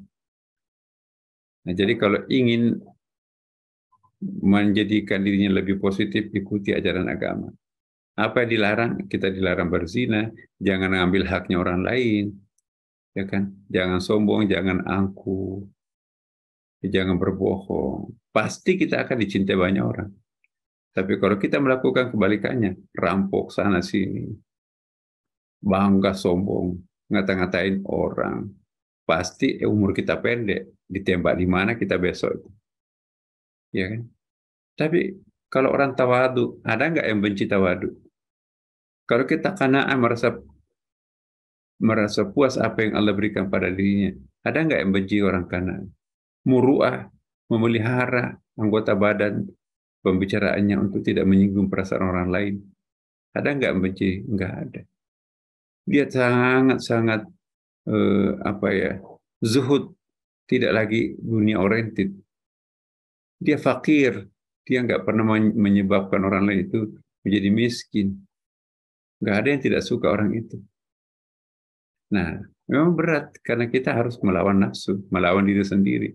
Orang yang tidak berani menaklukkan dirinya sendiri, itu pasti akan terlungkup kalbunya. Tapi kalau orang yang mampu menundukkan, melawan dirinya sendiri, pasti kalbunya akan menengadah ke atas. Kalau ingin jadi tokoh masyarakat yang positif, ya lawanlah pertama dirinya sendiri sebelum melawan pihak oposisi yang ada di mana-mana. Oposisi yang paling sejati itu diri kita yang pertama.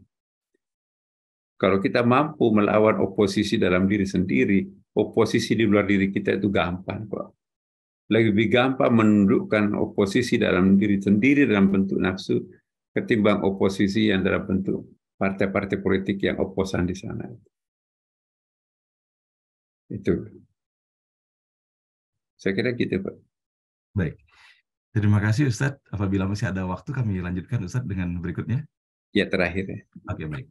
Ini Ustadz pertanyaan dari Pak Arif Santoso Ustadz. Beliau menanyakan Ustadz bahwa di Al-Baqarah terdapat ayat 44 di mana menyampaikan mengapa kamu menyuruh orang lain mengerjakan kebaikan sedangkan kamu melupakan diri sendiri.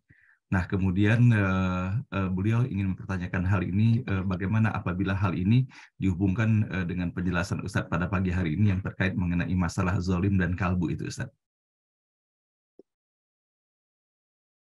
Atamuruna an-nasa bil birri wa tansawna anfusakum wa antum tatluna al-kitaba afala taqilun itu Ustaz.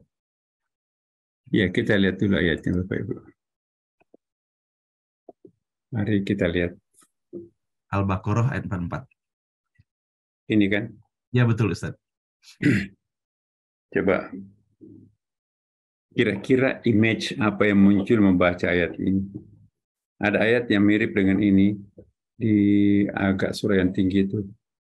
Kabura maqtan indallah an taqulu ma la taf'alun. Dosa besar bagi orang yang memerintahkan sesuatu tapi dia sendiri yang tidak melaksanakan. Negatif positif itu ya. Negatif ya. Nah, sekarang kita lihat. Atamuruna an-nasa bil birri wa tansawna anfusakum wa antum tatluna al-kitaba afala ta'qilun. Mengapa kamu suruh orang lain mengerjakan kebaikan sedangkan kamu melupakan dirinya, kewajibanmu sendiri? Padahal kamu kan membaca Alkitab. Maka tidakkah kamu berpikir? Nah, saya ingin tanya, orang yang ditegur Tuhan ini negatif atau positif? Negatif ya kan? Iya kan Bapak Ibu? Agak negatif.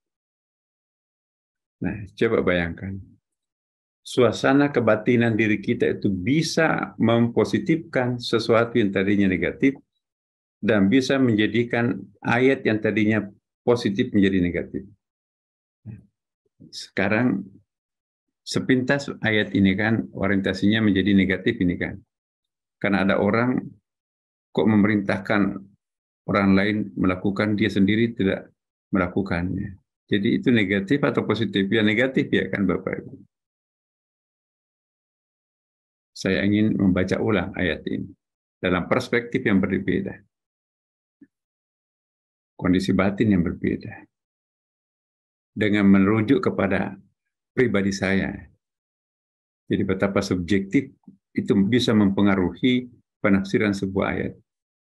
Atamuruna nasa, mengapa kamu suruh orang lain mengerjakan kebajikan, sedangkan kamu melupakan dirinya sendiri? Padahal kamu kan membaca kitab juga. Tidakkah kamu berpikir? Jadi saya seolah-olah tidak berpikir di sini. Saya seolah-olah memerintahkan orang, tapi aku sendiri tidak melaksanakan. Baik atau buruk itu? Buruk kan? Negatif ya kan? Sekarang aku baca. Dalam perspektif yang berbeda, suasana kebatinan yang berbeda. Atamuruna an-nasa bil birri wa tansawna anfusakum wa antum tatluna al-kitaba fala ta'qilun. Mengapa kamu suruh orang lain mengerjakan kebaikan? Kamu melupakan dirinya sendiri. Kamu kan yang setiap hari baca kitab. Ya, apakah engkau tidak memikirkan dirinya sendiri? Ya, saya dulu contoh Bapak Ibu suka menyampaikan kepada anak saya, anak, jangan suka keluar malam, jangan pulang larut malam. Angin malam itu sakit, menyakitkan itu. Angin malam itu berbahaya. Ya, Pak, ini di perpustakaan kita studi kelompok. Anak saya dua-duanya dokter gitu ya. Waktu masih mahasiswa itu, oh, kadang-kadang belajar kelompoknya kan. Kedokteran itu saya lihat cara belajarnya lain sekali. Ya, saya nasihati mereka. Nah, pulang malam terus jam 1, jam 12 malam. Angin malam itu bahaya tuh. Bisa masuk angin, bronkitis dan sebagainya. Ya, besok jangan pulang malam deh. Kesini ajak temannya aja belajar di rumah. Iya, Pak. Sekarang dibalik. Bapaknya jarang pulang malam. Pulangnya tengah malam. Ya, ngurus Istiqlal, ngurus pesantren, ngurus macam-macam, ngurus umat. Rata-rata tengah malam baru pulang. Anak saya mengatakan, loh kok Bapak dulu mengatakan jangan suka keluar malam. Ya, bahaya angin malam. Bapak sendiri kok yang keluar malam terus. Apalagi tubuhnya Bapak kan sudah tua. Itu riskan. Apalagi yang mengatakan dokter anak saya kan. Pak, bahaya tuh Pak. Apa sih yang Bapak cari? Nah, seandainya Bapak Ibu seperti saya, apakah ayat ini negatif atau positif? Ya positif ya kan. Bapak kok memerintahkan kami jangan suka keluar malam. Bapak sendiri yang keluarnya tengah malam baru pulang. Nah, saya akan melayani umat, melayani jamaah anak. Ada kegiatan di Istiqlal, jamaahnya ratusan ribu. Kalau saya nggak ada, kasihan tuh. Oh ya gitu ya Pak. Jadi akhirnya ayat ini bisa menjadi positif ya kan Bapak Ibu. Ya. Ya, jadi tadinya negatif menjadi positif. Nah sekarang kalau kita ingin membaca Al-Quran, ambil air wudhu Bapak Ibu. Turunkan dari beta, getaran otaknya itu 24-27 per second, menjadi alfa yang sekitar 7-12 per second itu. Maka kita bisa kembali lebih objektif ya, tidak objektif mutlak ya. Nah, jangan membaca ayat ketika sedang marah, pasti akan jadi teroris karena ayat itu. Tapi jangan juga membaca Al-Quran itu dalam perspektif yang sangat lembek. Pasti kita akan diinjak-injak orang. Gak apa-apa, dan gak apa-apa. Ya maafin aja. No, itu nggak mencontoh Nabi. Nabi Muhammad bagaimana? Asyidda'u 'alal kuffar, ruhama'u bainakum. Tegas terhadap orang kafir, tapi penuh kasih sayang dengan orang yang beriman. Jangan jadi teroris, tapi juga jangan jadi lembek kayak air. Kayak kita umat Islam dunia sekarang ini dijajah kan. Kenapa? Kita nggak tahu, nggak power, nggak punya self control yang seimbang tuh kan. Nah jadi Bapak Ibu, kalau ingin menjadi khairah ummah ke depan itu, kapan waktunya kita tegar, kapan waktunya kita lembut. Kita akan punya double power nih. Satu-satunya makhluk yang punya double power manusia. Kita punya power feminin, kita juga power maskulin. Semua makhluk diciptakan dengan satu tangan. Kalau bukan tangan maskulin, tangan feminin. Tapi satu-satunya makhluk yang diciptakan double power, ya hanya manusia. Manakah antas juga dari makhluk kebiadaan. Kenapa engkau tidak mau sujud kepada Adam yang aku ciptakan dengan kedua tanganku? Ya, iblis diciptakan dengan tangan power struggle, maskulin, super. Malaikat diciptakan dengan tangan feminin, feminin super. Manusia diciptakan dengan kombinasi seimbang, maskulin, feminin, jalaliyah dan jamaliyah, asmaul husnanya. Nah, jadi manusia ideal itu mampu menyeimbangkan kekuatan jamaliyah, feminin, dan kekuatan jalaliyah, maskulin. Itu yang disebut dalam ayat lain. Contoh Nabi Muhammad, ya, laqad kana fi Rasulillah uswatun hasanah. Nabi itu contoh teladan. Bagaimana Nabi Muhammad asyidda'u 'alal kuffar ruhmau bainahum. Ada kalanya tegar terhadap orang yang akan merusak Islam. Dia perang kok Rasulullah itu. Pernah membunuh 2 orang. Tapi dia juga pemaaf. Nah, jadi in between antara Taurat dengan Injil, in between antara Yahudi dengan Nasrani. Itulah Islam. Ya. Agama Yahudi itu sangat hitam putih, Bapak Ibu sekalian. Sangat keras, sangat tegas. Itulah tipikalnya Yahudi yang Zionis itu. Tapi kalau Nasrani, maaf, Kristennya, itu sangat lembut. Tampar pipi kiri, kasih pipi kanannya. Maaf, maaf, maaf. Itu sangat lembek. In between antara Yahudi dan Nasrani, Yahudi sangat tegas, tegar, kaku, tapi Kristen sangat lembek, sangat lemah, sangat pemaaf, sangat feminin. Nah, Islam itu in between antara keduanya. Asyudda al-kufar ruhama bainahum. Nah, kenapa kita kalah sebagai petarung dalam dunia peradaban sekarang ini? Karena kita over feminin. Ya, tasawuf melulu. Kayaknya nggak ada strugglingnya. Kenapa dulu kita pernah menang? Karena reasonable, maskulinnya kuat. Tapi akhirnya juga jatuh karena over maskulin. Umat juga bisa jatuh kalau over maskulin. Everything over is not good for Muslim people. Apapun yang over itu tidak akan pernah menjadi positif dalam Islam. Jangan over maskulin, hutan dibabat, gunung dipangkas, laut ditimbun, itu over maskulin. Ekosistem habis. Tapi kalau over feminin, diperbudak oleh alam. Ya, nyembah sungai, nyembah pohon, nyembah alam, nyembah segalanya, itu over feminin. Semuanya mau berdamai dengan alam semesta. Enggak, padahal manusia itu lebih kuat daripada mereka. Nah, inilah Al-Quran. Ingin mengangkat martabat kemanusiaan dengan caranya sendiri. Yaitu menempuh siratal mustaqim, ghairil maghdub yang over maskulin yaitu Yahudi, waladhdallin yang over feminin yaitu Nasrani. Itulah siratal mustaqim in between antara tegas dan lembek. Terima kasih, saya kira itu. Masya Allah. Terima kasih Ustaz atas pencerahan yang disampaikan pada pagi hari ini. Dan sebelum kami memohon Ustaz untuk membacakan, memimpin doa penutup di dalam acara pada pagi hari ini, kami ingin pula memberikan kesempatan kepada Pak Rudi Rajab. Dan salam hormat juga dari Prof. Suryadi. Ustaz, beliau belum bisa hadir pada pagi hari ini karena masih belum pulih kesehatannya. Dan untuk itu kepada Pak Rudi kami persilakan. Terima kasih Pak Hasan, terima kasih Pak Prof. Nasaruddin Umar, guru kita yang dimuliakan Allah. Terima kasih juga jemaah NBO. Alhamdulillah Pak Nasar, kami masih bertahan di atas 900.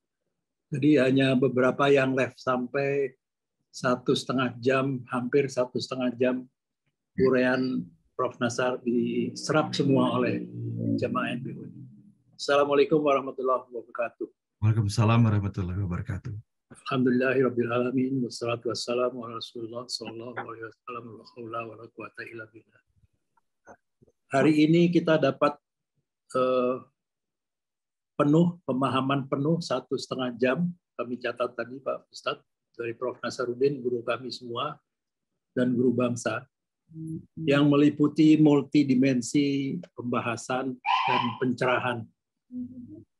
Dimulai dari Al-Kahfi 5759 Pak Hasan tadi, kemudian filosofi dari Musa dan Khidir, Nabi Musa dan Nabi Khidir, sampai kepada histori, geologi, teknologi, geopolitik, psikologis, medis, ekonomis, planologi lingkungan, sampai kepada hari-hari yang kita hadapi Pak dalam keluarga, yaitu persoalan talak dan murtad, sampai jawaban-jawaban atas pertanyaan.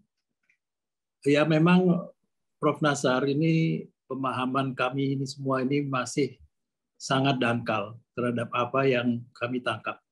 Mungkin selama puluhan tahun, beda usia dan beda pengalaman lain lagi dalam beda pemahaman dalam kehidupan. Apa yang Bapak sampaikan tadi, insya Allah membuka tabir dari quote and unquote kata kekafiran, tertutup mata hati. Mungkin kami membaca Pak, mungkin kami mendengar, tapi hati kami belum terbuka. Alhamdulillah dengan penjelasan hari ini, walaupun bisa kami mengikuti juga pengajian-pengajian lain, tapi penyampaian dengan hati, dengan kolbu ini rasanya gelombang bersambut. Kami jemaah merasa tetap haus akan ilmu yang akan kami dapat, ilmu pemahaman tadi. Insya Allah kami semua, kita semua tidak tergolong yang tertutup hatinya, yang ditutupkan di atas hati mereka dan disumbatkan di telinga mereka, kendati pun kamu menyeru. Apa yang diserukan, apa yang disampaikan oleh Nabi kita SAW, dan juga disampaikan oleh para ulama, dan juga akhirnya pada guru-guru kami yang kami harapkan, kami cintai, dan sampai kepada Prof. Nasar sebagai guru umat, guru bangsa, dengan multidimensi penjelasan tadi Pak, kami insya Allah kami bisa menyerap semaksimal mungkin. Kami ingin menjadi 8 miliar isi bumi yang sebagiannya setelah memahami ilmu-ilmu kauniyah, ilmu-ilmu kauliyah dari Al-Quran dengan melalui NBO yang kita cintai ini. Tadi tertarik Pak Nasar, ada 13 penyebab perceraian.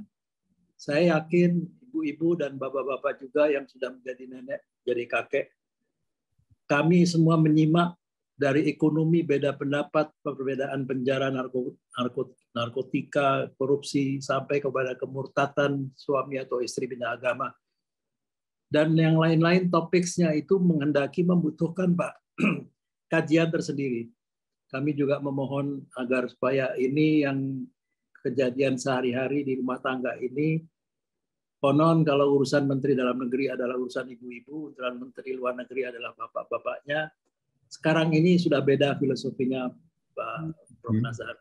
Ibu-ibu dan bapak-bapak, dan tadi ada dialog antara bapak dengan putra bapak yang menyangkut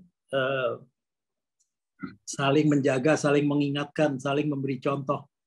Ini suatu dialog yang sehari-hari yang biasanya anak-anak kita yang sudah pada usia 40-50-an tahun justru terlalu menjaga kepada orang tuanya, justru mengingatkan orang tuanya agar supaya tidak terlalu capek, padahal orang tuanya yang selalu mengingatkan agar anak-anak itu melakukan hal-hal yang tidak sempat dilakukan, yaitu menjaga kesehatan. Kami yakin Prof. Nasar di antara para jamaah ini dan hampir semua jamaah ini menyisakan ataupun menyisihkan dan mengutamakan sebagian waktunya untuk mempelajari agama di etape terakhir dalam kehidupannya. Tapi ini tentunya makan energi. Nah, oleh karena itu perlu kebijakan yang baik sekali dengan rujukan-rujukan dan contoh-contoh agar supaya kita bisa memanfaatkan waktu yang tidak banyak lagi menyisa dalam kehidupan ini untuk hal-hal yang untuk kebaikan. Kemudian dari pertanyaan dan jawaban yang sangat menarik dari Pak Kristiono untuk ilmu yang menjadikan perpecahan, di mana fikih harus mengalah atau fikih harus di belakang dari akidah. Ini merupakan jawabannya. Dan akal pikiran sebagai hijab paling tebal itu juga suatu fenomena yang terjadi di kita semua. Kemudian pertanyaan Budi Nazam Syar mengenai kebaikan Fir'aun dari sisi pandang yang berbeda, melihatnya sisi pandang berbeda. Tadi sudah dijelaskan bahwa itu juga contoh-contoh kehidupan kita semua sekarang ini, kehidupan keluarga kita, dan contoh ini akan abadi sampai akhir zaman. Kemudian Pak Kunto yang konektivitas ruh, nyawa, dan jiwa. Dan ini juga sudah dijawab dengan baik sekali oleh Prof. Nasar. Pak Iqbal menanyakan mengenai tawadu, qanaah, murwah, jawaban dari Pak Prof. Nasaruddin sangat mendasar bagaimana merubah dari sudur ke da'u, yaitu dengan sholat, dengan pemahaman sholat yang benar. Dan yang terakhir, pertanyaan Pak Arif Santoso, Al-Baqarah 44, Al-Quran itu mengajarkan kita lembut dan tegas. Rasulullah itu lembut, tapi Rasulullah itu tegas. Dua tangan Allah dipergunakan dengan seimbang. Ini menjadi contoh dalam kehidupan, terutama bapak-bapak yang pada saat ini sudah pada etape terakhir. Prof. Nasar, 1,5 jam lebih, tidak terasa, kami tetap mengharapkan dan jamaah selalu menunggu-nunggu. Dan ini masih hampir 864 orang yang masih menunggu Prof. Nasar untuk juga dalam Jumat-Jumat yang akan datang menyampaikan walaupun 10 menit, walaupun 15 menit, tapi apa yang kami dapat insya Allah menjadi bekal kami di etape terakhir kehidupan. Terima kasih sekali lagi atas nama seluruh jamaah NBO pada guru kita Prof. Nasaruddin Umar, yang kami cintai, yang dicintai Allah. Semoga ini menjadi barokah buat kita semua, menjadi amal untuk kita semua. Doa kami juga untuk Prof. Nasar, untuk menjaga kesehatan, Prof. Mengatur waktu, karena menjaga kesehatan itu adalah salah satu sunnah tertinggi, karena tugas-tugas keumatan ini tidak berhenti sampai di sini saja, tapi akan terjadi seumur hidup, dan terutama kepada yang menyandang amanahnya sebagai guru bangsa. Kami juga mendoakan agar supaya Prof. Suharyadi dan juga rekan-rekan lain, saudara-saudara kami yang di NBO yang sedang sakit, diberikan kesembuhan dari Allah Subhanahu wa taala. Amin, amin ya rabbal alamin. Billahi taufiq wal hidayah. Assalamualaikum warahmatullahi wabarakatuh. Waalaikumsalam warahmatullahi wabarakatuh. Masya Allah, terima kasih Pak Rudi atas sambutan dan sekaligus summary dari materi yang disampaikan pada pagi hari ini. Nah, baiklah Bapak dan Ibu yang dirahmati Allah, kita akan memasuki acara doa yang dipimpin oleh Ustadz Profesor Dr. Nasrul Umar. Namun sebelumnya kami sampaikan Bapak dan Ibu bahwa setelah doa nanti kita akan melanjutkan acara tadarus kita. Dan Alhamdulillah pada Jumat yang lalu kita telah menghatamkan Al-Quran untuk pertama kalinya di dalam forum ini, dalam seputaran 1 pekan 1 juz ini, dan insya Allah kita akan melanjutkan pada hari ini dengan mengawali kembali pada juz pertama, dan Alhamdulillah insya Allah kita akan dipimpin nanti oleh Ustadz Syamsul Mu'arif. Dan Ustadz titip salam juga dari seluruh peserta, mohon didoakan untuk kesehatan dan kesembuhan.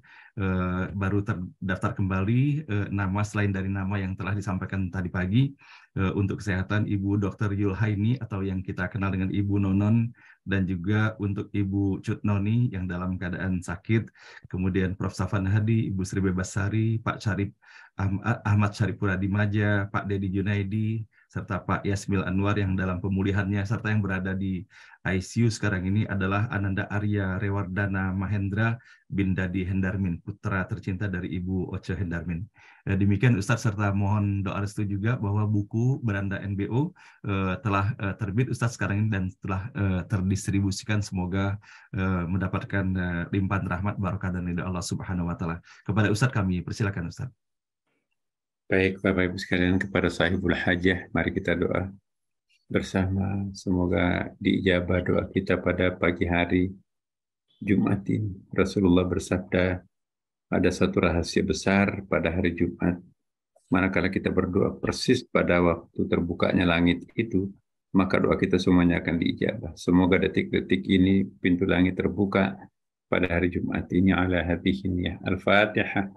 أعوذ بالله من الشيطان الرجيم بسم الله الرحمن الرحيم الحمد لله رب العالمين الرحمن الرحيم مالك يوم الدين إياك نعبد وإياك نستعين اهدنا الصراط المستقيم صراط الذين أنعمت عليهم غير المغضوب عليهم ولا الضالين آمين يا الله اللهم إنا نستعينك ونستهديك ونستغفرك ونتوب إليك ونؤمن بك ونتوكل عليك ونثني عليك الخير كله ونشكرك ولا نكفر اللهم إياك نعبد ولك نصلي ونسجد وإليك نسعى ونفت نرجو رحمتك ونخشى عذابك إن عذابك الجد بالكفار ملحق اللهم إنا نسألك الهدى والتقى والعفاف والغنى اللهم إنا نسألك رضاك والجنة ونعوذ بك من سخطك والنار اللهم إنا نعوذ بك من الجزام والوباء وفيروس كورونا وسوء الأخلاق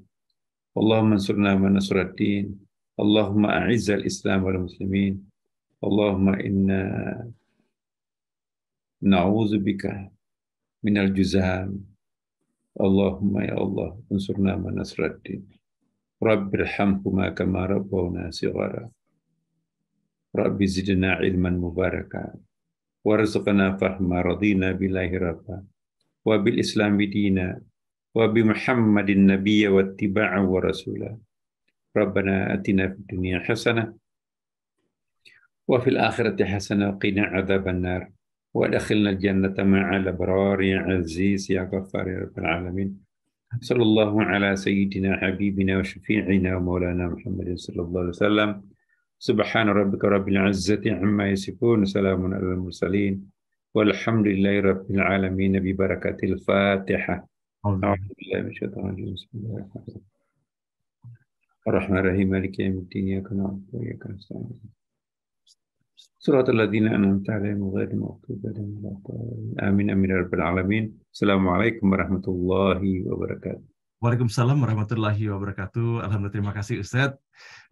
Semoga Ustadz sehat walafiat selalu dalam kesehatan, dalam limpahan rahmat barakah ridha Allah, dan semoga insya Allah diberikan kemudahan untuk mengisi kembali dalam forum ini pada hari Jumat yang akan datang.